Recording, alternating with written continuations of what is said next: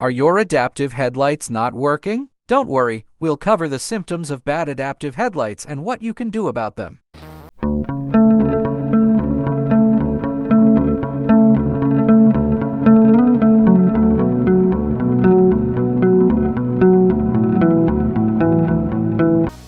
Hey gearheads and DIY mechanics! Welcome back to our Weekly Tools channel. Today, we're diving into the world of headlights, specifically those fancy adaptive ones. These high-tech lights are supposed to swivel and adjust to the road ahead, giving you better visibility at night and on curves. But what happens when they malfunction? So, let's get started. Adaptive headlights are a game changer for driving in the dark or low visibility conditions. They adjust the direction and range of your vehicle's lights based on speed, steering, and even elevation changes, giving you the best possible illumination on the road. But like all technology, they can run into problems. A link to some adaptive headlights is given in the description below. Here are some telltale signs your adaptive headlights might be acting up. Limited movement. This is a big one. If your headlights aren't swiveling at all, or they only move in one direction, there's an issue. Stuck in the on position. Creepy. If your headlights decide to stay on even after you turn off the car,